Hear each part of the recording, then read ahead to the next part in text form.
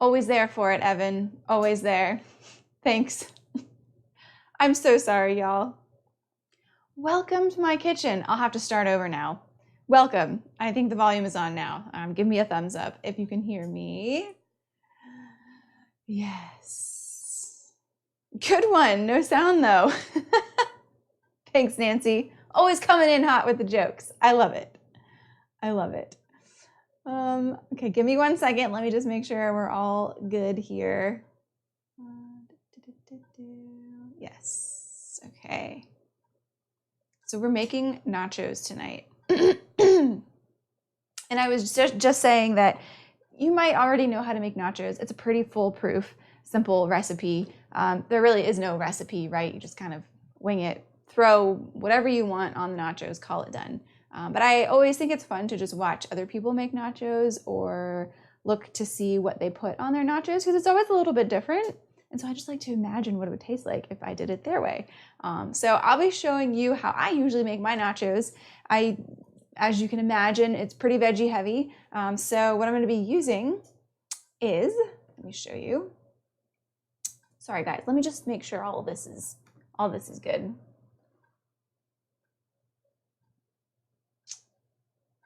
There you are, all good now. Hey Tony, good to see you. Hi Kathleen and Nancy and Evan, thanks guys. Sorry for the mishap there. Hey Lindsay, good to see you. Back to the nachos. Okay, so as I mentioned, I like to do it veggie heavy. We're gonna do a zucchini. We're gonna do mushrooms. Mushrooms are my absolute favorite to put on nachos. They give it sort of like a meaty kind of feel, depending on how you slice them or chop them, of course. I just think that they soak up flavor a lot. They've got a lot of spices in there that they can soak up. It's just really, really a nice vegetable to use on nachos. And then this is a container for onion that has already been used. It's just how we store our cut onion, which is kind of fun. Kind of fun, right? It looks like an onion and it stores your onion after you've already cut it open. Because if you're anything like me back in the day, I would store my cut onion like this in the refrigerator. I wouldn't put it in a bag. I wouldn't wrap it up in plastic. And then everything in the crisper starts to smell and taste like onion. So you can avoid that by, of course, putting it in a bag, or you can buy a fun little onion container. Hello, Bev Galloway. Good to see you on. Cooking up some nachos here. And radishes are in season right now, and we got these from our friend who grows them, and she washed them and cut them up for us, so they're beautiful. We're gonna use some of these too. I think I'm gonna just thinly slice them or use them on my mandolin and put them on top as well before they go into the oven. It's just a seasonal kind of thing. That's another beautiful thing about nachos is that you can really put anything you want on them, and if you're trying to cook with the seasons or use the ingredients that you're buying at the farmer's market, nachos are a great vehicle for those vegetables. Turnips, beets, carrots, radishes, all those things. Asparagus even, you could even do asparagus. Asparagus would be really nice too. Hello, Colleen Johnson. I don't know where you are because you are not home right now. So it's funny to see you. Oh, sorry, it's Jenny Johnson. Apologies. I thought it said Colleen. Hi, Jenny. Thanks for joining. Okay, so is anybody cooking along with me tonight? Let me know. Give me a hoot and a holler if you are. If you are, go ahead and preheat your oven to 375. We're going to get that going. And let's go ahead and get all of these ingredients going before the nachos. So also, do you guys typically cook your vegetables before you put them on the nachos, or how do you do it? I'm going to cook a couple of things. So because the nachos don't really go into the oven to fully cook, they're really in there for about 5 to 10 minutes, just long enough to crisp up the tortilla chips and melt the cheese and let everything kind of meld together. Don't need a whole lot of time. If you overdo it in the oven, your cheese is going to get really rubbery and less creamy, and it's just not going to be as delightful of an experience. So I really only put them in there for 5 to 10 minutes, which doesn't really give my vegetables enough time to cook. So I'm gonna just quickly saute these things in a pan on the stove before I put my nachos in. So we're gonna go ahead and do that. Hey Kelly, good to see you. So the first thing I'm gonna do is get my onion going, and then I'll do my zucchini and my portobello. I love a portobello mushroom. It's got a little bit more flavor compared to the Bella mushrooms. So if you're looking to switch things up, use a portobello in place of your regular mushroom that you go to. And so I'm imagining all of these ingredients sitting atop a tortilla chip and entering my mouth. So I don't want things to be too big, otherwise they will fall off the chip and not make it into my mouth in one bite. And they also, if they're too big, won't leave room for everything else to sit atop the chip. And I like to have a chip with a little bit of everything. So I'm trying to cut these vegetables in a size that allows me to do that. So I would call it not quite a dice, but smaller than a chop. So something like that. Jenny says, I'm not cooking right now, but I did go to the farmer's market tonight. Nice. The plan is tacos, but maybe you've inspired me to try nachos instead. Oh, I don't know. Tacos are also a really good way to use up the farmer's market produce. You can do so many wonderful things with tacos. Do you have any ideas of what kind of tacos you're doing? Okay, this is a pretty big zucchini. I'm going to cut it in half lengthwise and then cut each half again in half lengthwise. And then do it like this, a couple strips here. Again, just trying to get it at roughly the same size of the onion.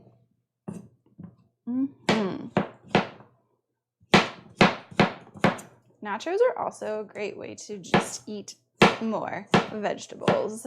Like I said, they're an excellent vehicle for vegetables. Yes, it's covered in cheese, but I mean, come on, a little bit of cheese is fine. Unless you're lactose intolerant, of course, or you have a dairy allergy, in which case, no cheese for you. But there's other options. You don't necessarily need cheese on nachos.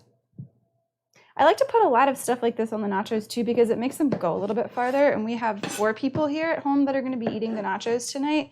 So I want to make sure that there's, a lot of fiber in here so that we get filled up and satisfied, and we're not, too hungry later. But again, it also just makes those nachos go a little bit farther.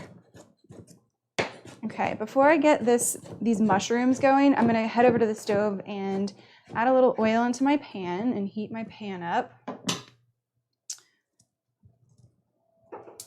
Got a nice little cast iron skillet going on. A little bit more. A little olive oil there.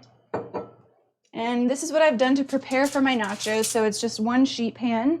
I've got some foil. You could also use parchment paper, or you could use no paper. If you don't use anything on it, I would recommend spraying it or wiping some oil on the bottom so that you prevent things from sticking. This makes for easy cleanup, which is why I like it so much.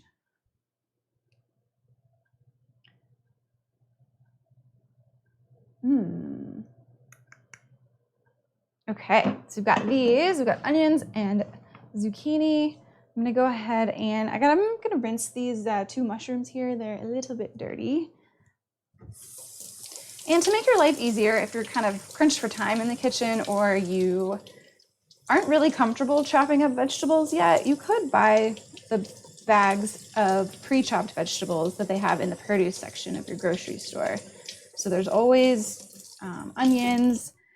There's usually like a bell pepper mix, so you could get a medley of onions and bell peppers, and that would be an excellent way to add some more vegetables onto your nachos. The point here is that we really try to balance everything we're eating, right? I might sound like a broken record. You're like, ugh, Ashley's talking about balancing the plate again. But it's true, it works, I promise you. If you balance your nutrient intake and the foods on your plate, you will learn to eat less, so you will not overstuff yourself. You will get adequate amounts of fiber in your diet, which actually help you to eat less in the long term because you are satiated for longer and you don't feel the need to snack later on after dinner. And not to mention how good it just makes you feel when you can balance your plate and eat a comfortable portion size. You just don't feel as sluggish and tired after eating. You just feel a lot better. And these mushrooms, that looks like there's a lot of them when I chop them up like this. The volume seems to increase, but it's actually going to reduce in volume when I cook them rather. So if you're chopping up mushrooms and you're like, holy cow, I am not putting all of this stuff on my nachos, just trust me. We're going to take out a lot of that water content when we start sauteing it, and it's going to dwindle in volume. Plus, we have a whole sheet pan of nachos to fill up. Hi, Hannah. Good to see you. Thanks for joining. We're making nachos tonight. Oh, by the way, did anybody like my nacho cheese joke? I guess I can't really call it mine. What do you call cheese that is not yours? Nacho cheese. That's like elementary school level joke right there. Okay, I'm gonna throw these veggies into the pan and get them sauteing. Again, we're just cooking them, sauteing them for a few minutes. Start the cooking process because they're not going to have time to fully cook in the oven.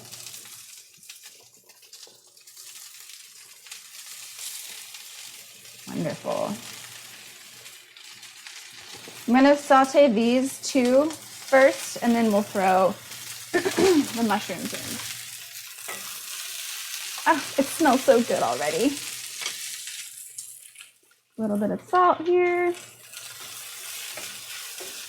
Like to season everything a little bit along the way. Helps to bring out the natural flavors of your food. So the other thing that we're going to do, which, you know, you can kind of do it how you want. Hello, Bev Galloway. Oh, you are on. She liked my non-joke. Black beans. So we really do like refried beans on our nachos. I don't know if you've ever tried that before, but they're really good. It's nice because they act as a paste that really stick to your nachos. So when you pick them up, it's not like whole beans just fall all over the place. I'm distracted because there's an ant on top of the webcam. So you might see a little ant crawl across the screen here in a minute. That's what that is. Oh, he fell off. So I was thinking of putting these in a pot and sauteing them down with a little bit of garlic and getting kind of like mashing them up because I really like the way that they stick to the nacho. So I'm gonna go ahead and do that. So I'm gonna get a pot on the stove and I'm just gonna drain 1 can of these beans and I'm going to keep the liquid in one of the other cans. Just to add a little more substance.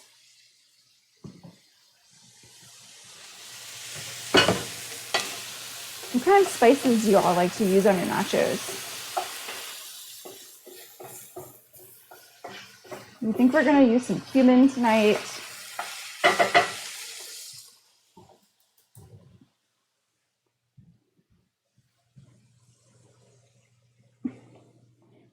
Hey Nate, more protein for the ant. Hi Diane. Yes.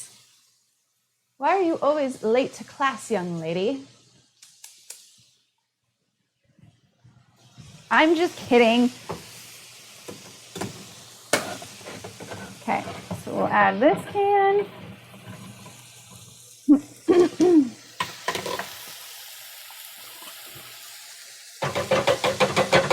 And then I'm gonna go ahead and drain this other can real quick.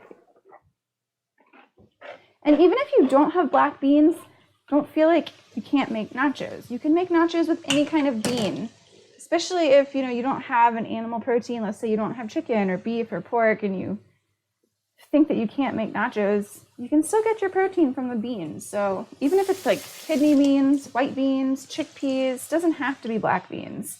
Sure, black beans might be more traditional, but just go with it. Make a meal with what you have on hand.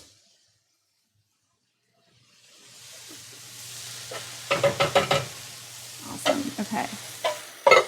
So now I'm gonna add some spices. What do you guys think? What should I use? Diane is hanging her head in shame. Hey Kurt, good to see you. Thanks for joining. Ooh, Kelly is saying coriander. I put it on everything. I love that. Let's see. I'm gonna see if I can find coriander in my spice cabinet here. And I'll see what else we have. Oh, it's the first thing I touched. Not even kidding. Coriander. Awesome. So does anybody know where coriander comes from? It comes from an herb. And when that herb goes to seed, it produces coriander. So nutrition trivia of the day. What herb does coriander come from?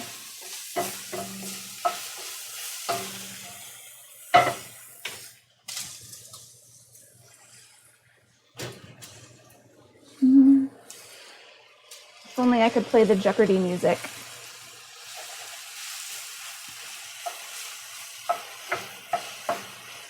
Whoop.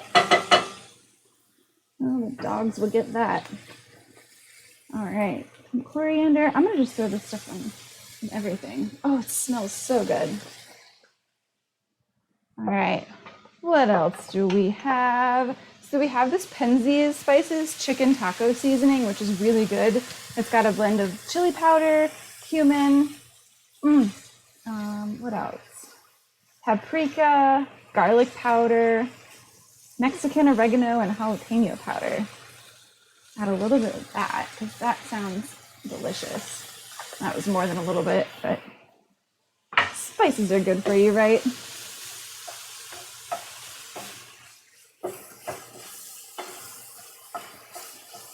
All right, I'm gonna turn off these veggies because this cast iron skillet stays pretty hot for a while. So I'm just gonna let that lightly cook these vegetables until I'm ready to throw them on my nachos. Whoop. The flame went out back here. There we go.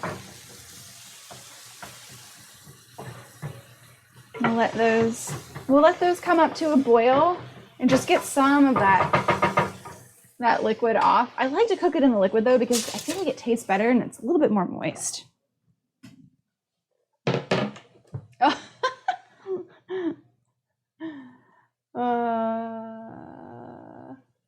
Let's see. I think I actually have all the ingredients needed. Well then you should cook them. Go. Do you think we'll be cooking? You have the same ingredients? Cilantro, says Nate and Kelly. Yes, you are correct. Cilantro, which we are also using tonight. That looks a little funky on the end there, but we've got more in case this doesn't work. I love cilantro. Diane, I'm so sorry. I know you hate cilantro. You don't have to add it. It's okay. It's okay. Hi, Katie. Thanks for joining. So good to see you. Kelly is also saying smoked paprika. Ooh, that's a good one. I don't think we have that. But I think there was some in that taco seasoning mix. Maybe we'll get a little hint of that. Diane says, where does the coriander come from? So it comes from the cilantro. When the cilantro goes to seed, when it grows and it's if you let it grow to seed, then the cilantro seed comes off and that's cilantro. Oh, Katie, lime. Oh, how did I forget lime? I forgot lime. I have lemon though. Lime is a necessity for nachos and we don't have any, but you know what? That's okay. That's okay. It's okay. Okay, I'm gonna spread these nachos out on here. So I'm cooking for 4. I wonder if we need another bag of nachos. What do you guys think? Probably. I think we need at least a half bag.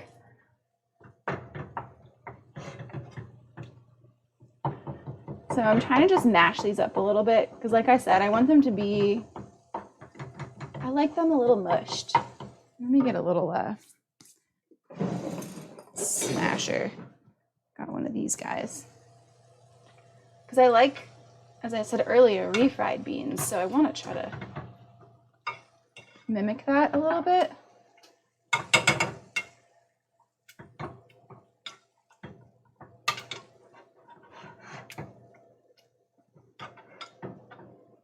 It is smelling good in here.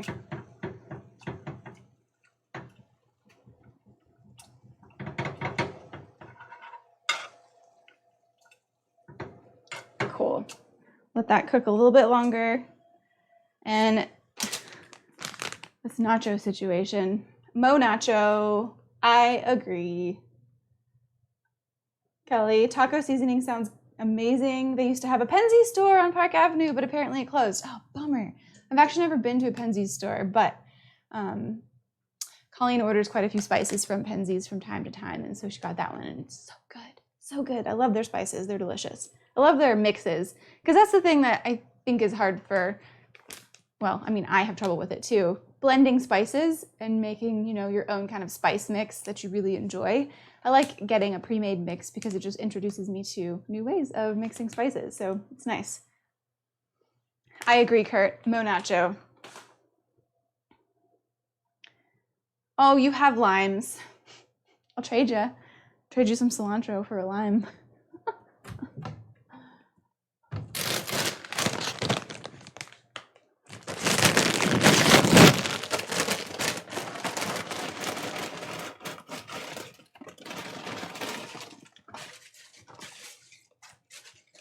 Yeah.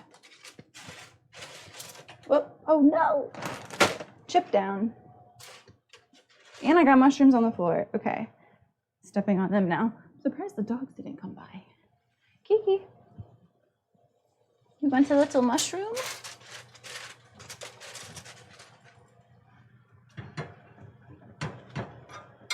Ooh, yeah. Okay, I'm not gonna lie, I made a mistake on adding all this liquid in the beans. If this happens to you because you listen to me, you can just use a slotted spoon and drain some of that liquid off, or pour them in a colander and drain some of the liquid off. Sorry about that. I guess I normally let the beans cook longer, and I don't really want to spend too much time letting these things simmer away. So, they do smell good though.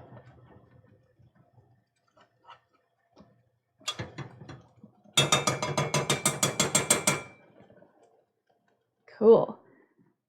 All right, let's hear it for the order in which we should put things on nachos, because I feel like I always do it backwards the way people like to have it. So what's the first thing you put down on your nachos? Is it the cheese? Is it the protein? Is it the vegetable? What's first? And then second and third? Just curious.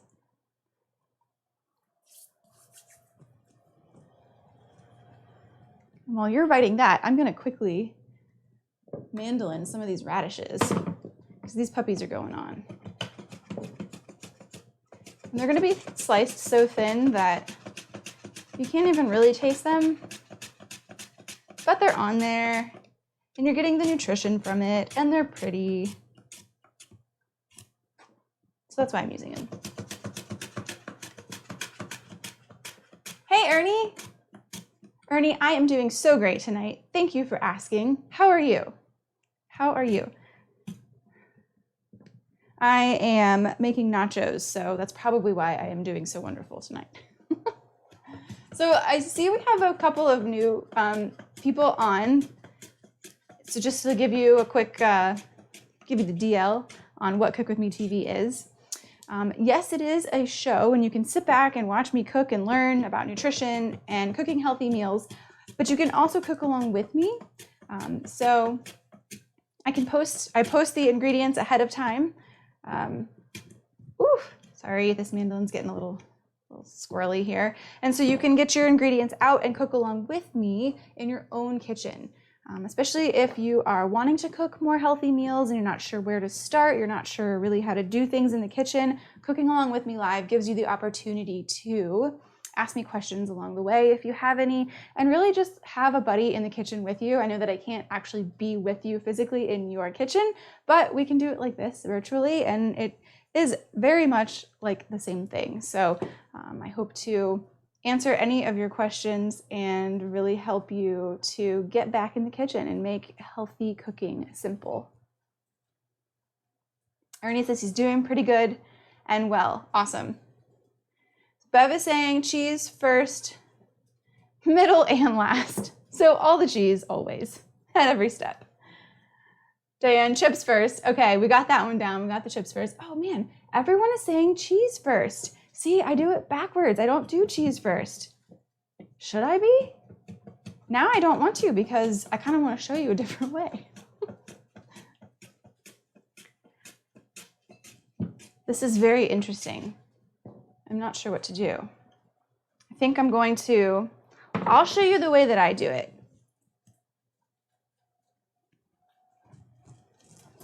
Okay, I'm turning these off. And I usually do beans first, then I do veggies, and then I do cheese. So this is just wild. Oops, making a mess here. Making such a mess.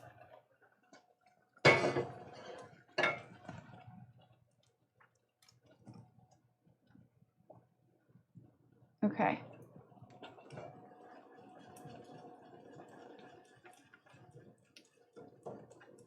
These beans are looking good.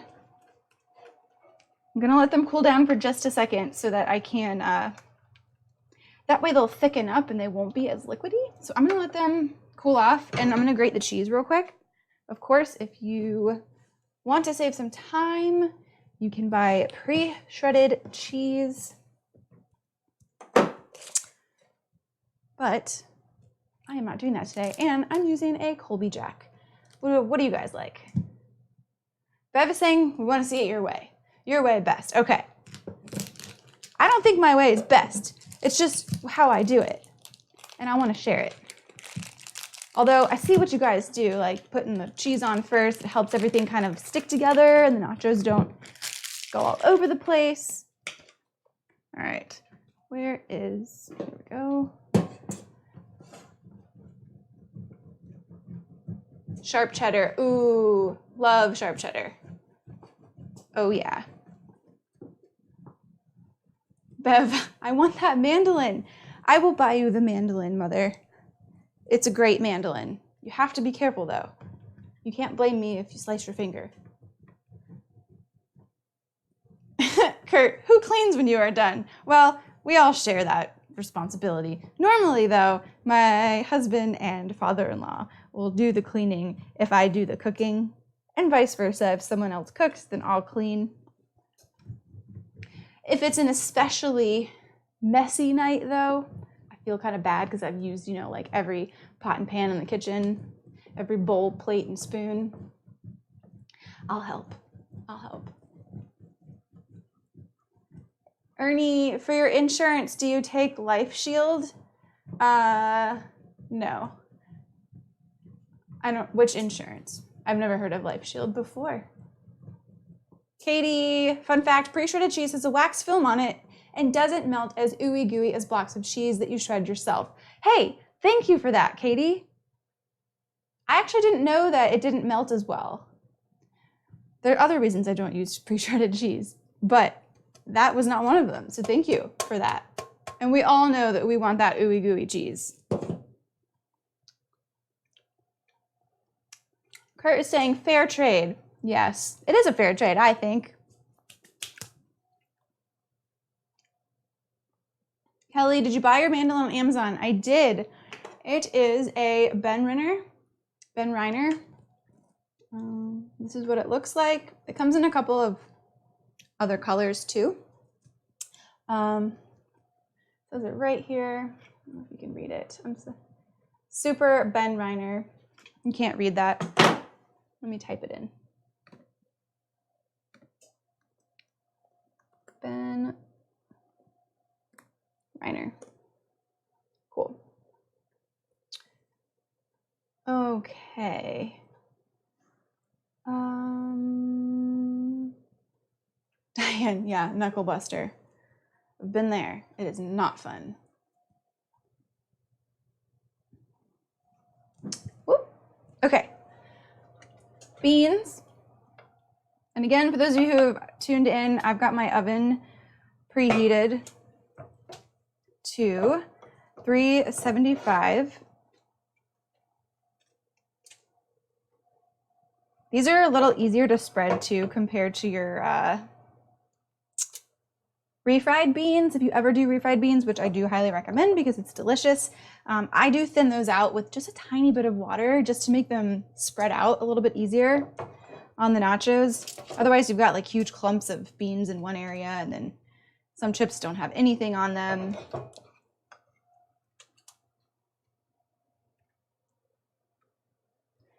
This is looking good. Another thing that I like to put on nachos is tempeh.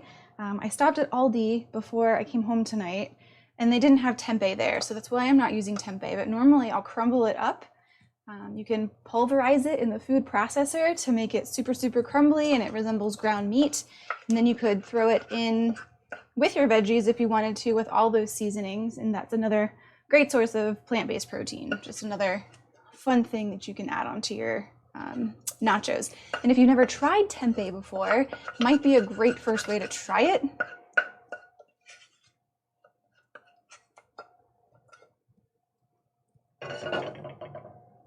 Ooh, hot. Okay, a little bit more here. Nice, looks good. Okay, now the veggies.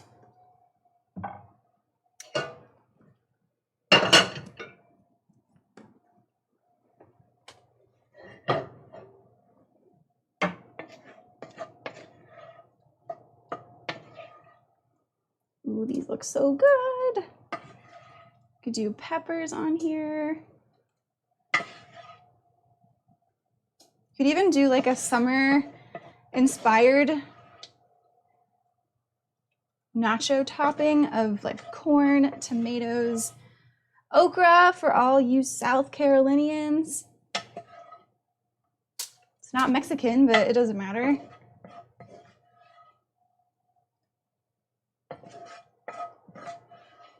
Oh my gosh, this looks so good. And this pan is really heavy.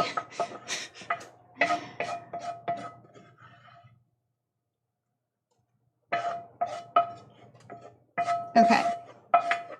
And then the cheese. It's looking good so far, right? Oh my.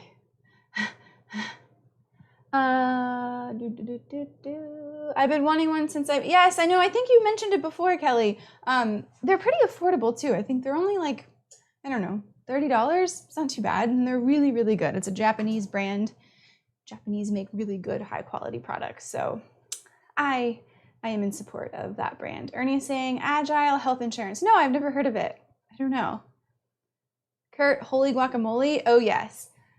We do have avocados, which we will get there. Diana's saying, is that 1 or 2 cans of beans? It was 2 cans. So I'm gonna get this. Hey, Shelly. Oh, these, look, I forgot our radishes. Oh yeah. David's not really gonna like the radishes, but I'll just cover it with a lot of cheese. I just think they're so pretty.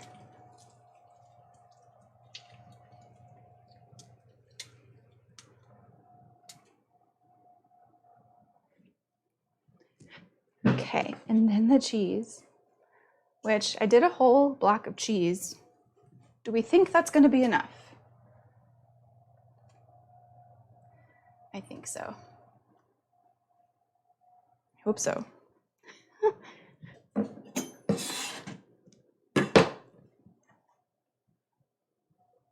Whoop.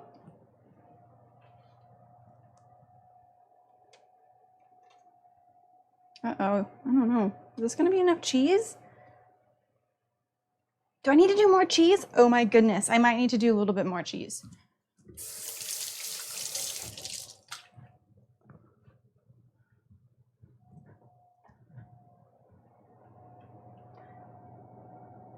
These are loaded, but I'm gonna just do a little bit more cheese. Sorry for the delay, but when it comes to cheese, you just can't skimp on the nachos. I have it out? Oh, I have it out.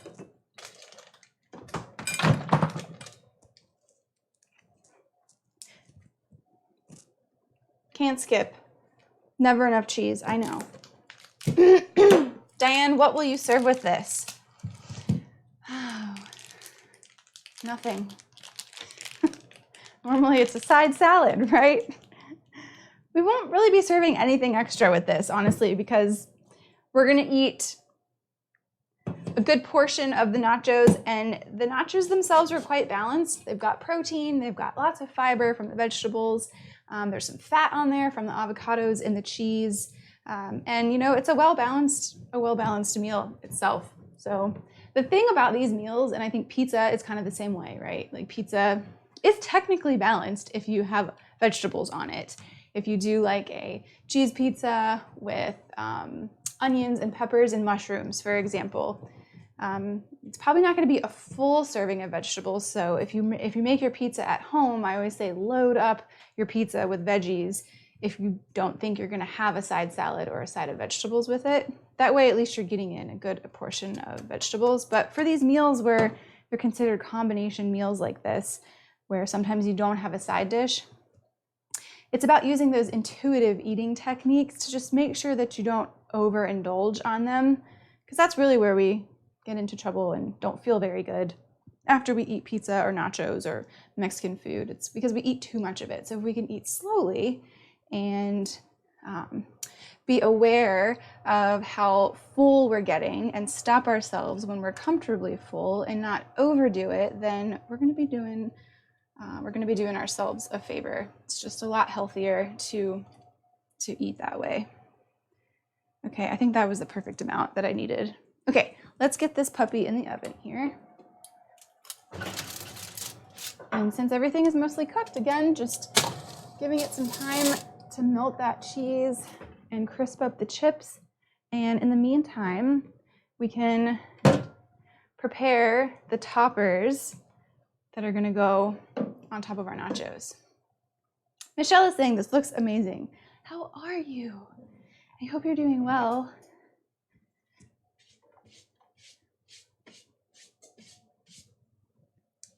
Okay, so scallion, as always, cilantro, and we've got some avocados. So we're gonna add some green to this. Give my hands a quick rinse, got lots of cheese on them. Ooh.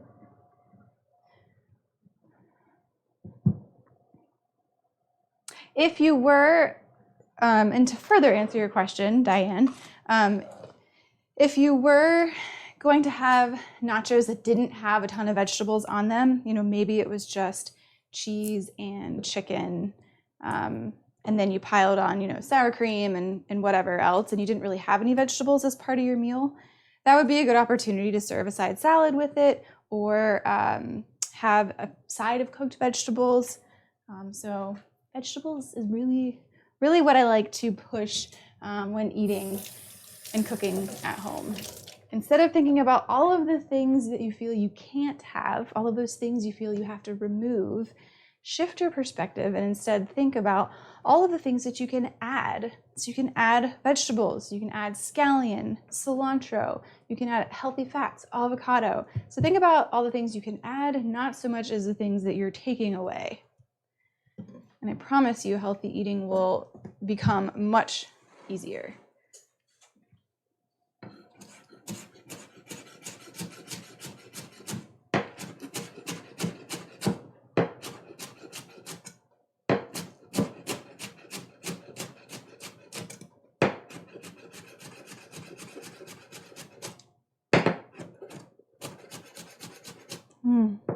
I'm going to do the whites and the greens of the scallion. If you don't cook with scallion or use it, it's in the onion family. It is a type of onion, and it's more mild than your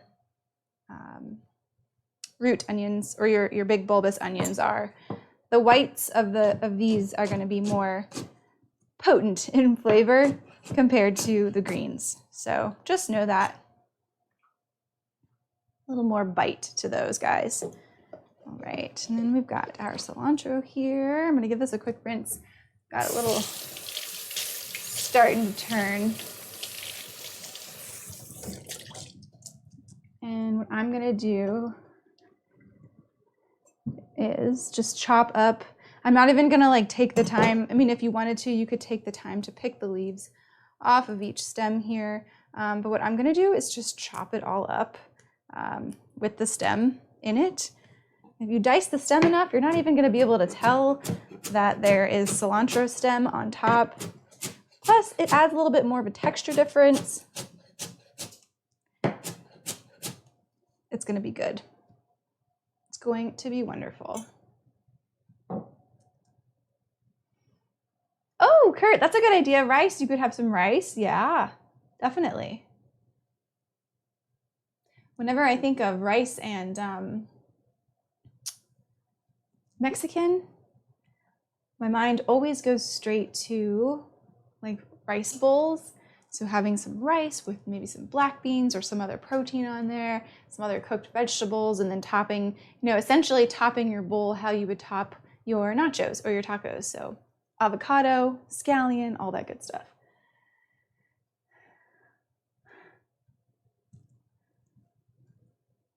Just needing some ideas to change stuff up. Awesome. Well, this is the place to find it.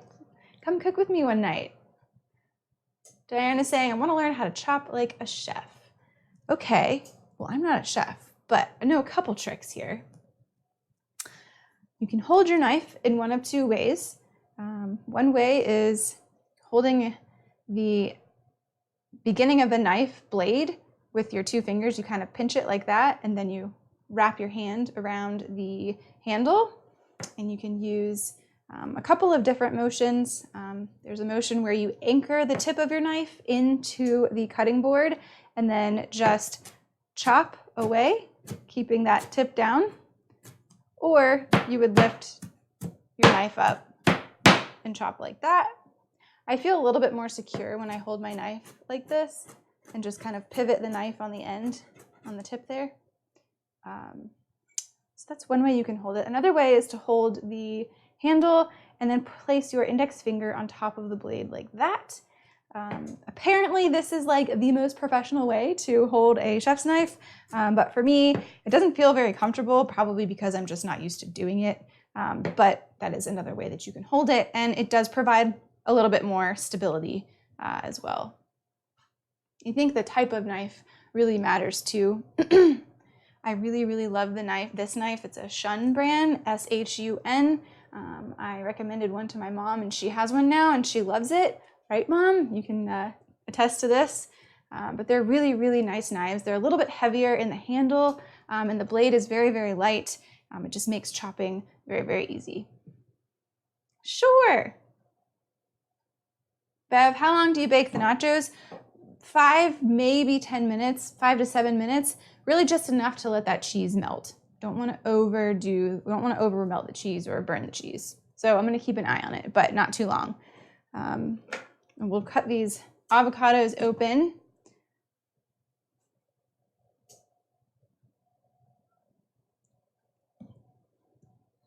Who doesn't love an avocado?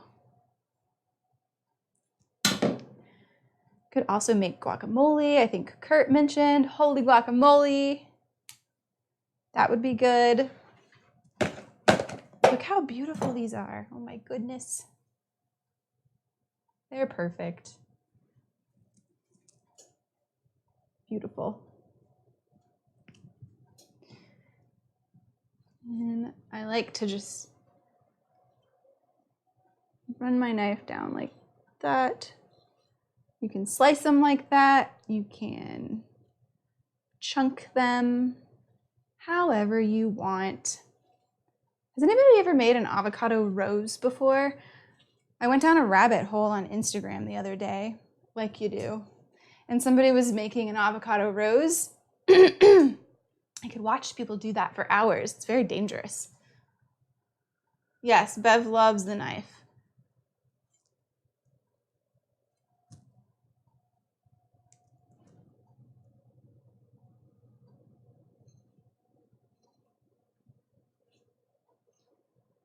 But these knives are very, very sharp. I've almost cut myself through the avocado doing this, so just be careful if you have a very sharp knife and you are cutting your avocado like this. There's all sorts of gadgets for scooping your avocado out that you can buy too. I'm not really a fan of all the kitchen gadgets just because it's more things that I have to clean and store in the kitchen. I like to keep things simple. Diana, I have really good knives and cooking pans That's what folks should invest in. It's well worth it. Totally agree. Knives and cooking pans, totally agree. Yay, Jenny, I'm starting my nachos now. I'll send you a picture of how mine turn out. Awesome. Oh, that's so exciting. We're both having nachos. Wonderful. Okay, I'm gonna check on mine, see how they're doing. Ooh, I think they're done. I'm gonna call it. They are melting and they look perfect.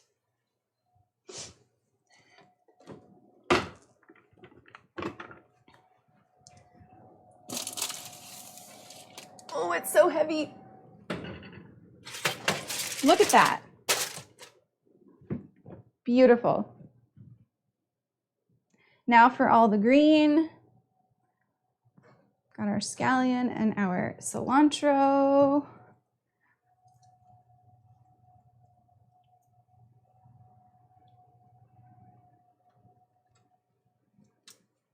Got a little bit more. Oh, black olives would be good.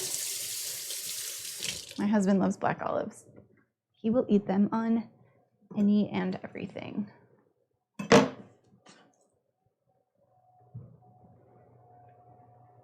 All of this green is just magnificent. It's making my heart jump for joy.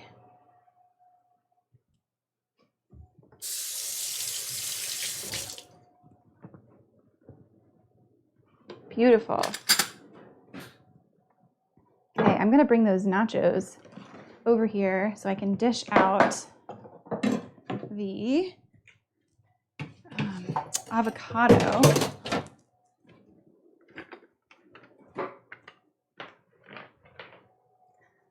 So let's just move these guys.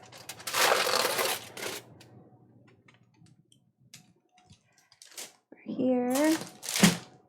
Oh yeah. Look at that. Beautiful.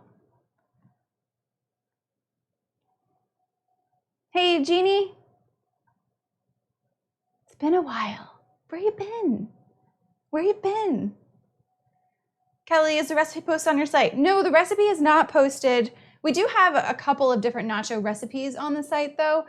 So again though, with the nachos, it's just keeping it really simple and making it however you want. Making sure you get some kind of protein, beans, tempeh, tofu, even chicken, beef, and then vegetables, of course. So any vegetables that you have on hand or that you can find at the farmer's market, onions, peppers, and mushrooms are always really nice go-tos. Throwing on some cheese and then your toppings, of course. So really easy. We like to keep it simple. Yeah, now I see it. It's a full meal. They're pretty thick. They're pretty thick. Michelle is saying avocados are awesome. I was at an airport a few weeks ago and had dinner there from someplace, but I chose this toast. I'll have to send you a picture. It was heaven on bread. Oh, I love hearing that. Heaven on bread. Bread is heaven. Seriously, it had mixed gourmet mushrooms, ricotta, thyme, jalapeno, oil, sea salt on a slice of sourdough. Oh my gosh, that sounds so good. You have to send me a picture of that. That sounds divine. My oven was at 375. 350 would probably work too. Oh, thanks, Kelly. I appreciate that. I'll post the recipe up there. Thank you. Appreciate it. Whoop. Whoop. Okay. And then avocado, which at this point, you can kind of let everyone put as much avocado as they want on their nachos. Whatever. Sour cream, kind of the same thing. I kind of let everyone else do the remainder. So if you want sour cream or salsa or pickled jalapenos, which we have, or some other kind of like hot sauce, you could throw that on there. Not everybody likes all of that stuff, so we let everyone kind of top it their own way. This looks so good.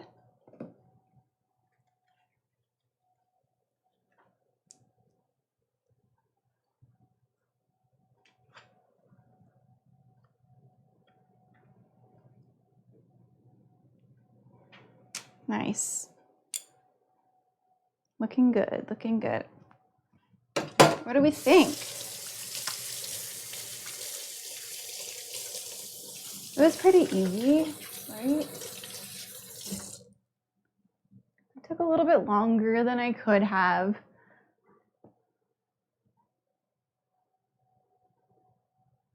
Now to eat.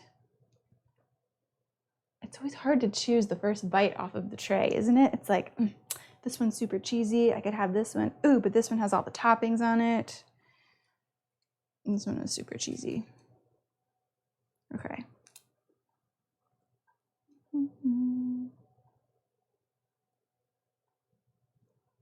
Cilantro, yes. Ah.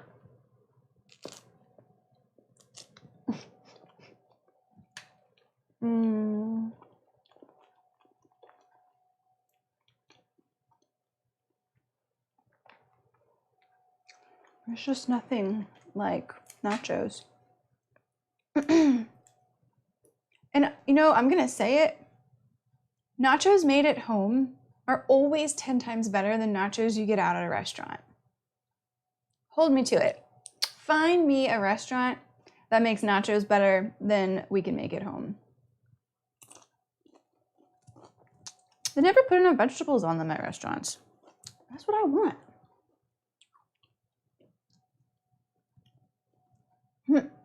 I hear friends and clients who talk about they don't know what to make for dinner, and I avoid making meal plans. Yes. And refer them to other resources. That's awesome. I hope they find this useful.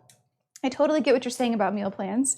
I'd see, in my private practice, there are some people who come to me who want like a strict structured meal plan because they think it helps them, follow the plan to a T. And some people need that, and it works for some people, but for most people it doesn't. For most people, it's very overwhelming to do a full meal plan. So, I'm gonna have this for breakfast, lunch, and dinner, and I'm gonna make these 7 different recipes for dinner every single night this week. It can be very overwhelming, making sure that you go to the grocery store to get everything that you need. So I always try to help people start small and just do, if you're not really cooking much at home to begin with, just start with like 2 meals a week and follow 2 recipes a week.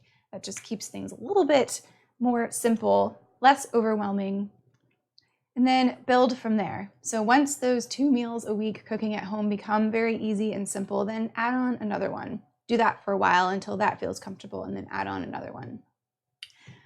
I think that's good.